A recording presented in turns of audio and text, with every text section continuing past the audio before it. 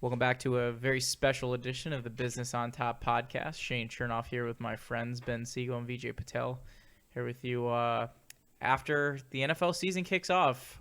Did you think it was actually going to happen? I was 50-50 on the Had my the whole doubts. Yeah.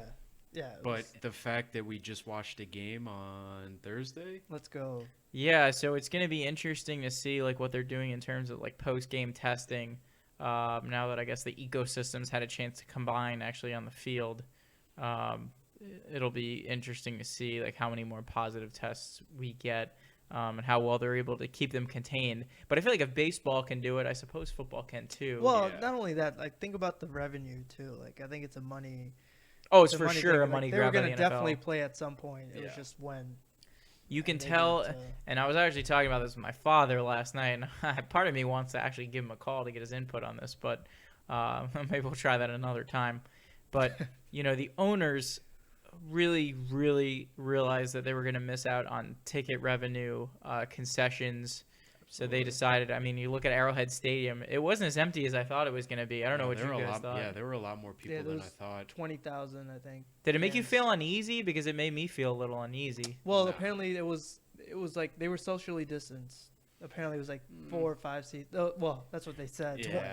I didn't look. From my perspective, 25,000 people gathering in one place is still 25,000 people I gathering agree. in one place. My opinion is everyone who bought a ticket or showed up to that game knew the risks involved, and if they want to go and watch football in person, then that's It's their prerogative. at that's that point. yeah, it's their choice, and I wonder how many conflicts there were, especially in a state like Missouri, about people having to wear masks throughout the whole game.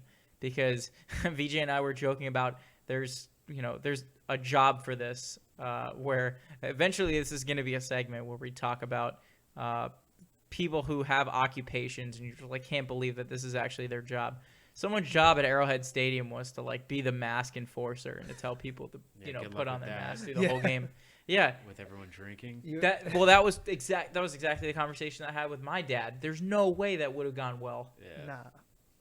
rough That's job. tough. But- Definitely a rough job. Yeah, you'd be hated by literally like 90% of the stadium. Yeah. Well, we're down here.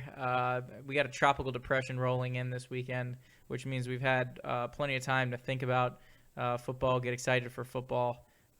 We've got week 1 of the NFL. College football, if I'm not mistaken, for basically every conference except the SEC starts this weekend. No. Yep, and the Big Ten and the Pac-12. All Big Ten and Pac-12. Yeah. You want to, Ben? You want to give us your plans for Saturday, or are you just sitting? Do you have? I imagine you with the hat that has like the hole for 2 cans of beer on the side. Yep. Watch it. Well, yeah, no. It's just vodka. It's not even beer. I mean, He's just so ready. the past couple of years of watching Florida State, I probably should have that hat. But no, I'm excited to. I didn't think this day would come. Yeah. Especially I had a feeling pro football was gonna start no matter what. I mean, there's just so much money involved, Right. and they were just gonna do whatever it took to start college football. Same thing especially for the big conferences. Yeah, but it not as much as pro football. And once Yeah. the Big Ten and the Pac-12 and all those conferences kind of opted out, had my doubts. But yeah, 3:30 tomorrow. I'll be sitting on my couch. ABC, Florida State, Georgia Tech. Hopefully, Yeah. it's not like Willie Naked. Taggart's first game He's gonna be where ready. I was pumped and we got our doors blown off. Hey, it happens. It happens to the best of us. You're Yeah. you're like that. What was that meme? Was like the Joker walking down the stairs and then he gets hit by a car. Yeah. Yeah. So fingers crossed for tomorrow. But I'm Yeah, excited. you and I, VJ, Yeah. you and I gotta wait another 2 weeks to get some football. At least college, anyway. Yeah. At least I get Chelsea. Chelsea starts on Sunday. I'm just happy the NFL's back. Yeah. You know how happy I was last night? I was like in ecstasy, just like sitting watching football Yeah. come back. Even though there was, less fans or whatever, but Little things we take for granted. Not only the Yeah. NFL, but fantasy football being yes, back. And fantasy football. That's boys. right. That's League right. season 8. Fantasy football is back, and as you can see, we're playing for this. There's also some prize money that's involved, but for me, it's always been about the prize, the trophy.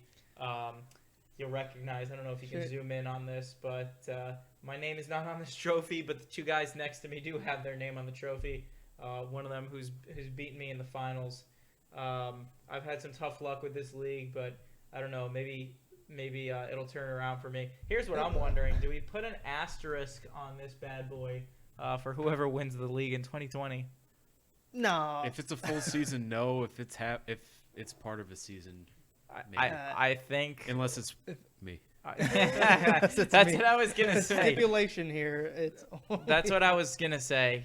Basically, you're gonna put an asterisk on the trophy, and then I'll be the one to win it for sure. It's not an asterisk. I mean, we still pick our players for the season, no matter how short or long it is. But it's a dice roll in terms of whoever gets coronavirus, and you could theoretically lose. If your guy gets coronavirus, he's out at least for 2 weeks, right? Based on the safety protocols and what we know about the health risks of this condition. True.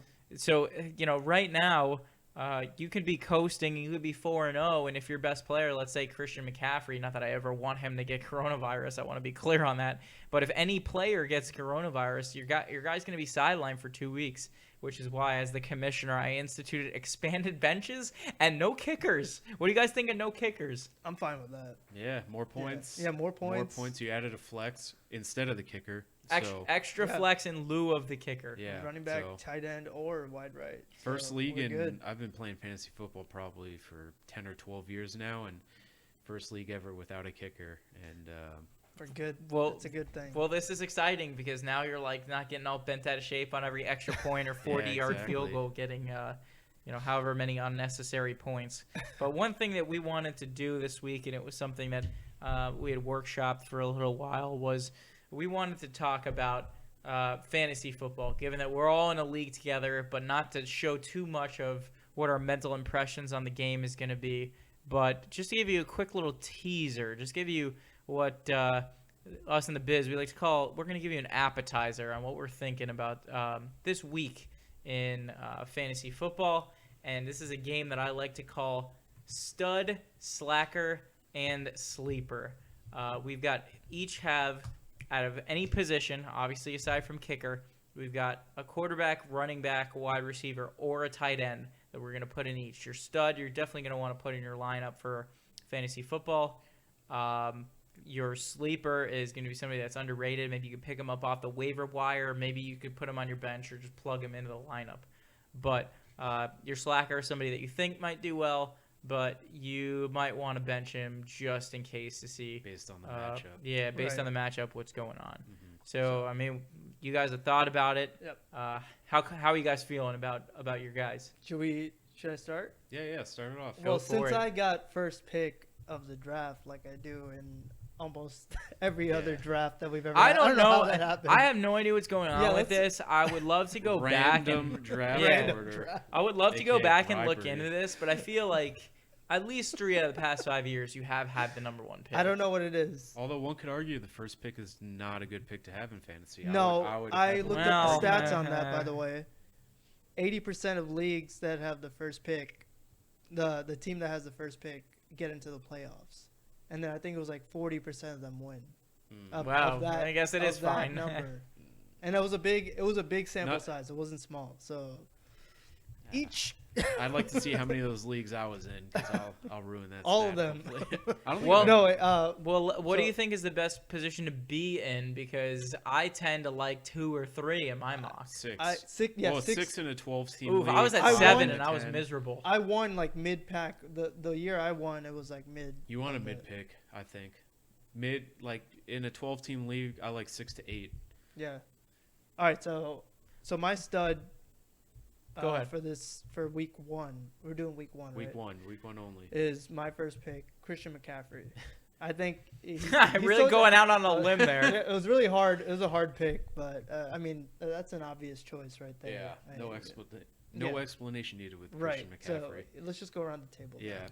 So it's interesting because my stud on the same team, somebody that you might not think of, but somebody that actually came on really strong last year is a guy DJ Moore.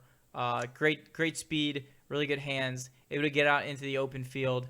Most people are picking the Raiders to go over the Panthers, but I think with is Teddy Bridgewater going to be the starter on that team?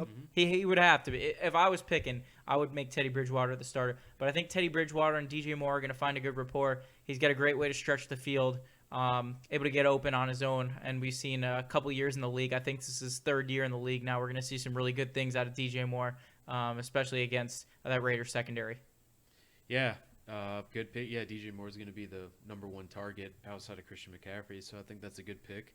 The stud I went with was at the tight end position, which we probably won't pick too often, I would assume, for the stud position. But I'm going with Zach Ertz this week. He's playing Washington, who, is generally thought of as a weaker team, and he's one of Carson Wentz's favorite target. So I look for him to have a big week, and I hope he does because I have him on one of my teams. So. Do you have any concerns that Dallas Goedert is going to eat his lunch? Because there were a lot of times in the red zone last year where Carson Wentz would actually be looking for Goddard as opposed to Ertz. Not against Washington. I think really I'm banking on is maybe 6 or 7 catches for 70 yards. He doesn't even need a touchdown, just a couple catches for 70 to 80 yards, and getting in the 14 to 15 point range for a tight end, you're in a good position. Yeah, there were years in the past where I think you have to temper your expectations with Zach Ertz this year. I think he was a guy where usually you could depend on for double-digit catches, but I think you're going to see him start to maybe recede a little bit. Mm-hmm.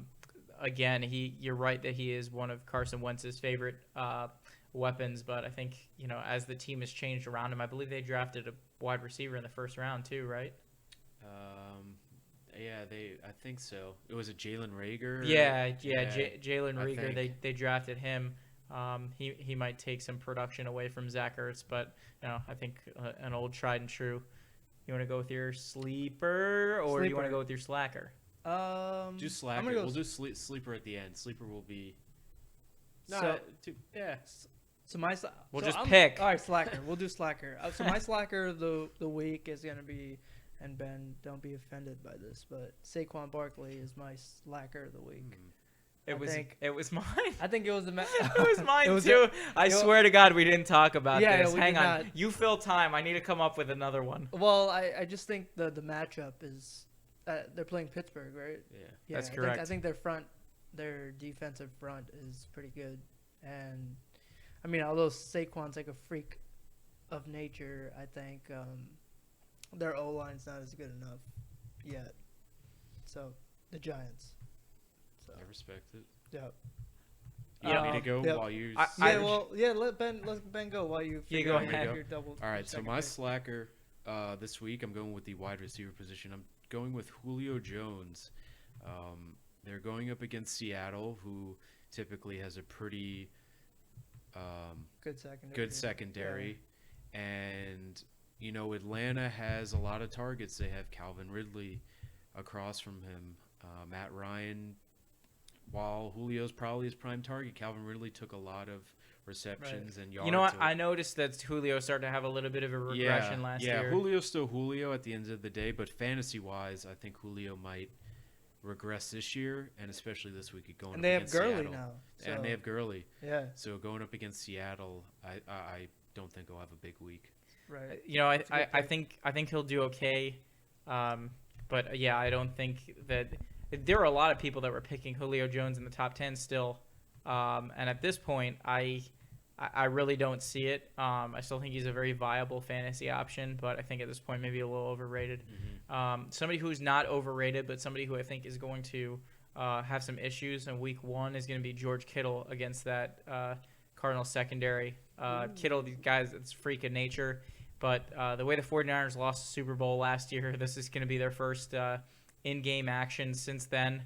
I think it's going to be very difficult for them to try to transfer into the mindset of, okay, we're back playing divisional games again, the way that they ended up giving up that lead at the end of the Super Bowl. The guy's definitely a freak of nature, like I said, but I think he's going to have some trouble, and that might not just be totally on him. That might just be on Jimmy Garoppolo trying to find a groove. As they mostly ran the ball all last year, and I think it's going to be a run-heavy offense that actually takes away a lot of the normal production that you would see from somebody like Kittle. Let's go with your sleeper. Bold move. Yeah, bold move. My sleeper, I'm running back heavy this week, but My sleeper is actually Jordan Howard for the Ooh, Dolphins. I like it. I didn't know he was the Dolphin until like Yeah. 4 days ago. I just think they're the wild card of Yep. this season, and they might actually have a decent team. Like, Jordan Howard's good, and they have Matt Breida. They As do. your second? They do. It's like a They're pretty, gonna split it's a pretty carries. deep running back Yep. stable. So Breida's gonna be more of the pass catching back, and then I think Jordan Howard's gonna get all the goal line carries, and I think they're gonna have a decent squad there, running wise. That's a good Against point. the Patriots. You know, what's Fitzpatrick, you have gonna a happen seasoned with the veteran Patriots. quarterback. You get another year of Devontae Parker, who, I mean, Right. speaking of studs, I think that guy's going to continue to produce like he's had been doing towards the end of Parker? the year last It's year. now or never. Yeah. He's running out of time. Yeah. Yeah. You know. No, but I, Well, he's their. I thought he made some great progress Yeah. last No, he year, did, and he he did. actually looked like a number one receiver agree. for the I latter agree. for I the was latter gonna part of draft last him season. too in our league, and I didn't have time for it, but. Well, speaking of somebody that I didn't have time to draft either, my sleeper is Van Jefferson. Saw him play for Nice. years at the University of Florida. Word is out of LA that he's quickly working up his way of the Rams depth chart. Just gives Jared Goff another weapon to throw to now that Brandon Cooks is out. He's going to drop into that slot very nicely. Just a guy with decent size.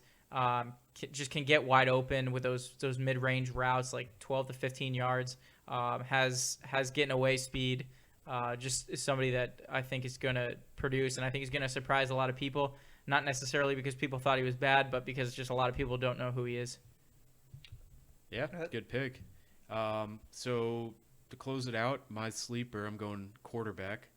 I'm going with Drew Lock for my Ooh. sleeper Wow, of the week. really? The He's the Missouri man with the product. arm. He's at home against the Titans, who I know have a good defense, but at home, prime time, they have a pretty good offense. Cortland Sutton. Cortland Sutton, Jerry Jeudy, Fant. Noah Fant, who I'm huge on at Yeah. tight end, Melvin Gordon. I think this might be Drew Lock's coming out party this week, Monday night. All right, there you have it. You know, take our advice. We were also the show that predicted that the Orioles were not going to win a game this year, but we also predicted that the Dodgers were going to be the World Series winner, and right now they have the best record in baseball. So we're batting about 500. If you trust us, plug your guys into the lineup. Take our advice. That is our stud, sleeper, and slacker, and we'll talk to you after week 1. Nice.